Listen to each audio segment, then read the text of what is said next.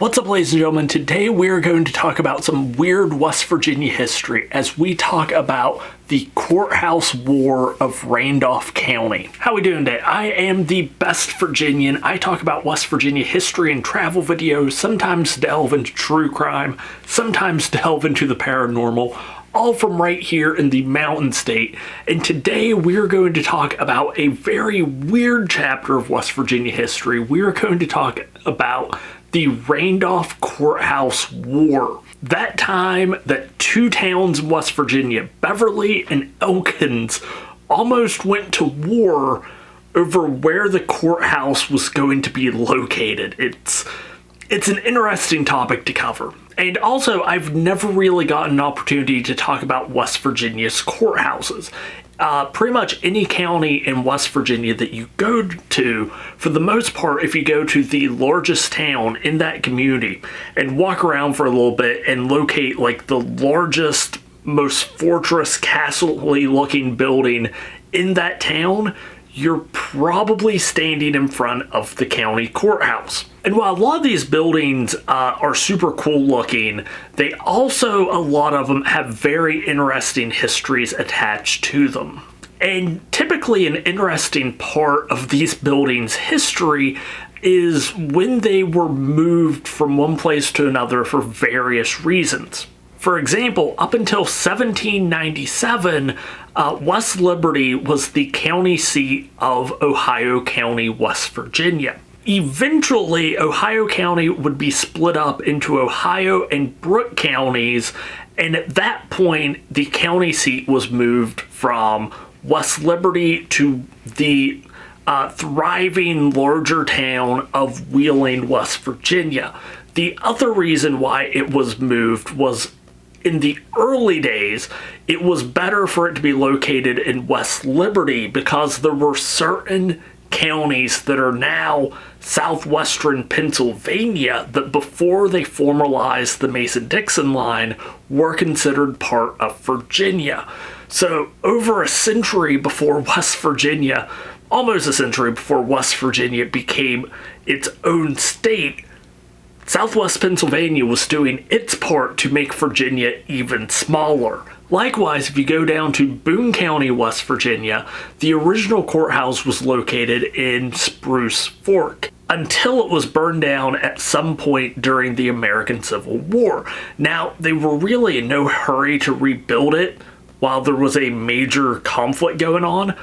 But when the war was finished, the courthouse was rebuilt in Madison, in Boone County, West Virginia. Yeah, it moved so far, it was moved from Spruce Fork, Boone County, Virginia, to Madison, West Virginia. But now we're going to talk about the Randolph County Courthouse. So in 1787, Randolph was formed from part of Harrison County, Virginia, and Beverly was determined to be the county seat. And for nearly a century, Beverly was the county seat and really kind of the central hub for business, law, education, and social events in Randolph County. In fact, even after the Civil War, Beverly was still the location of the courthouse and the county seat for this county. That was until 1889 when a railroad was built through the area. About 5 miles north of Beverly, a town would be founded along the railroad named Elkins. It was named after Stephen B. Elkins, son-in-law of railroad executive and West Virginia Senator Henry Gazaway Davis. If you've ever been to that part of the state, Davis and Elkins are two very prominent kind of industrial revolution tycoons.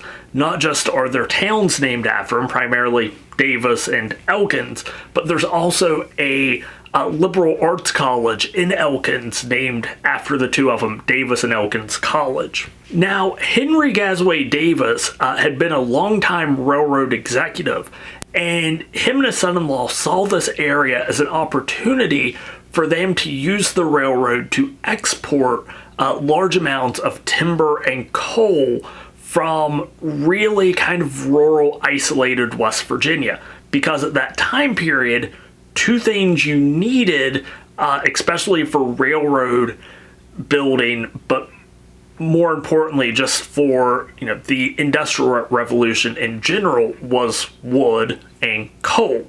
So by implementing and using the railroad to export these goods, they were essentially just pumping money back into their own projects.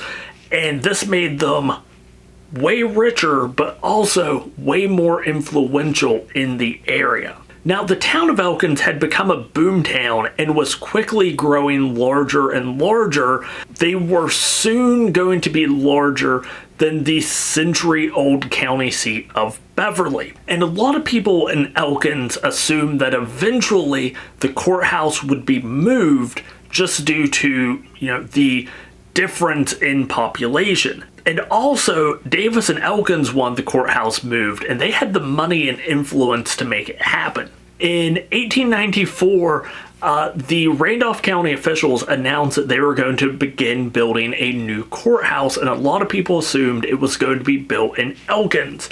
When they started building it in Beverly, though, people got really upset and demanded that there be a vote held to decide which town the courthouse would be located in. Now, this vote was super close. It was so close it actually had to be handed over to the state courts to decide, and this was taken into consideration that in order to make this happen, you needed a 3/5 vote anyways. So definitely more than half the county wanted the courthouse moved, but they were unable to get that 3/5 vote, and construction of this new courthouse continued in Beverly. There was a second vote held, and that one also sided with Beverly. In fact, this one wasn't as close, and it did have to be handed over to the state courts. In 1897, the new courthouse was burned down under mysterious circumstances, and all the records had to be moved to the old courthouse, and many people in Beverly suspected that Davis and Elkins probably had something to do with the fire. With this, people decided a third vote needed to be held before reconstruction of the new courthouse began in Beverly. And again, this one was so close it had to be handed over to the state courts. Now, a large number of people in Elkins feared that it was going to be held up in the courts for so long, a significant amount of reconstruction was going to be able to be made in Beverly, and no matter what it was decided on, they would just continue rebuilding it in Beverly. So a large amount of Elkins individuals decided that they were going to go and seize records by force. When the people of Beverly heard about this plan, they started forming groups of defenders. One account goes as far as to say that they started digging trenches and placing barricades along the road in between Elkins and Beverly. At one point, residents of Elkins went as far as to charter a train in order to take them as close as possible to Beverly to seize these records. And I get it. This argument, this fight was never really over a courthouse. You had a town that had historically been known as the county seat, and then a town of overwhelmingly newcomers. It was a boomtown. While these people had moved in from other areas, that was quickly becoming the prominent city in the area. So this was really more like that movie where there was that country club that was encroaching on a family's house that was behind on their payments, and the family was going to have to sell the house to the country club. So all the kids banded together in order to try, and I think I'm describing the Goonies. At this point, I'm just describing the Goonies. This was exactly like the Goonies. Don't believe me? Pause this video, open up a new tab, go watch the Goonies, and I'll be waiting right here whenever you get back. This is just like the Goonies. See, I told you it was just like the Goonies. Now, this is where the story gets even more complex because both towns claim that they were the ones who were level-headed in this whole disagreement. Folks from Elkins claim that a speech was given to them by a Western Maryland railroad counselor who convinced the assaulters to go home, not to continue on this chartered train to Beverly, while the Beverly narrative claims that the Elkins assaulters did come to their town, but a group of Beverly community leaders talked them out of actually assaulting the old courthouse. Honestly, at the end of the day, all that you need to know is both sides kind of just agreed that however the state decided, that was where the county seat was going to be located. And to really no one's surprise, the state sided with the city of Elkins. And again, as crazy of a situation as this was, like, I kind of understand it. You know, it would have been hard being this town that had had the courthouse for over a century, being expected to give it up to this new town that was just overwhelmingly outsiders to a lot of them. And at the end of the day, this was a very weird chapter of West Virginia history that I did enjoy researching some of. If you learned anything today, don't forget to hit that like button, leave a comment, and if you haven't yet, subscribe to the channel because I'm just going to keep bringing you weird West Virginia history travel videos. And until next time, don't forget to stay wild and stay wonderful, and I'll talk to you later.